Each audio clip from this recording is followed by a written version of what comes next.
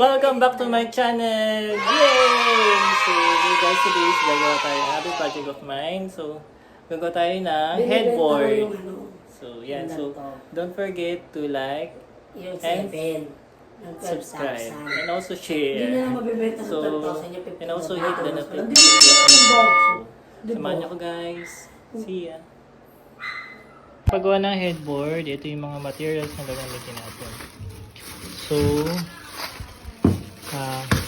So wala tayong mahanap ng common na push roof nail. So common nail na lang yung nahanap natin. And then washer.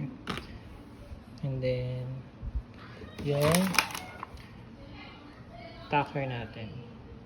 Gunpowder tacker. Then yung bala niya.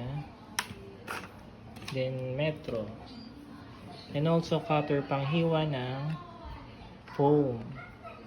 So, ayan guys. So, kailangan din natin ng tela. Ito yung pinaka-tela ng headboard natin. And then, kilt backling. So, before ng tela, ito yung isasapin natin.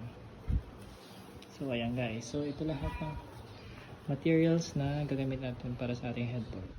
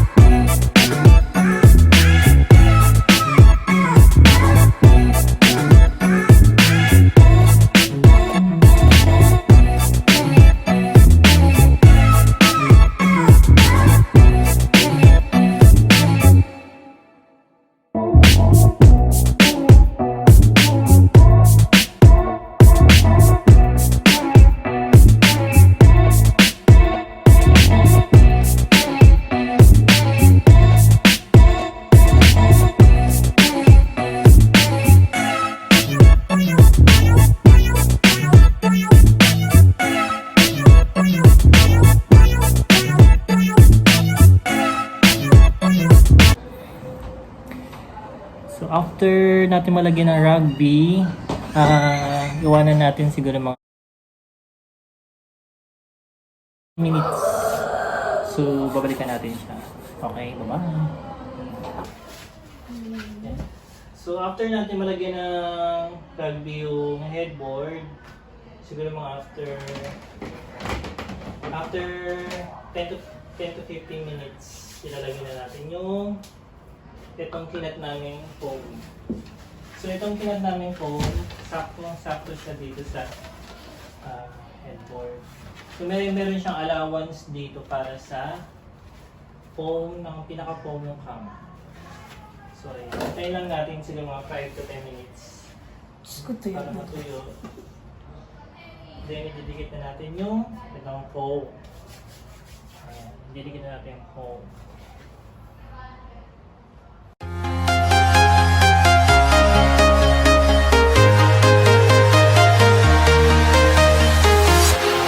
Walking alone, the streets are empty. The only thing I can see is my own silhouette. I'm getting stronger, step by step. The clock is ticking, but there's no time for regrets. I've been flying from town to town, from London to Taiwan. I've been all around the globe, trying to protect your soul. We are heroes tonight.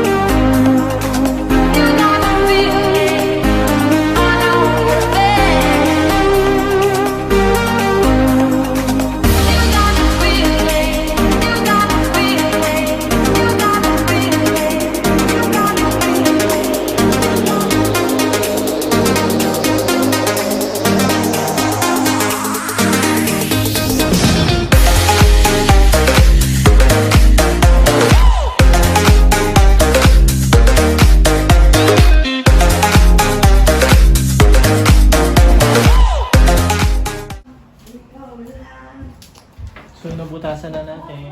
So, kakabit na natin yung killed battling na pang sa pen.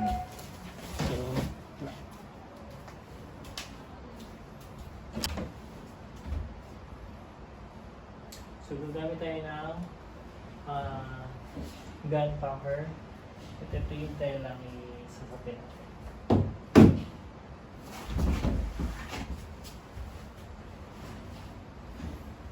Chiring.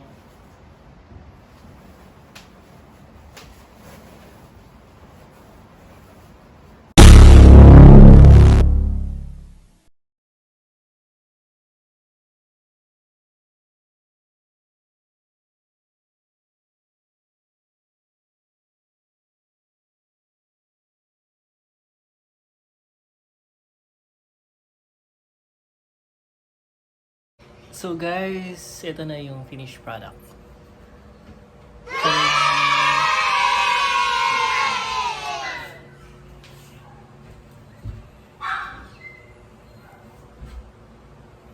So may space pa siya sa ilalim para dito sa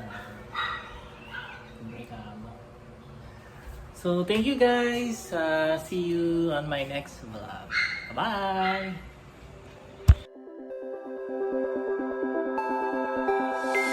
Look into my eyes and show me your adventures I haven't seen. Taking all the life, it hits the spot.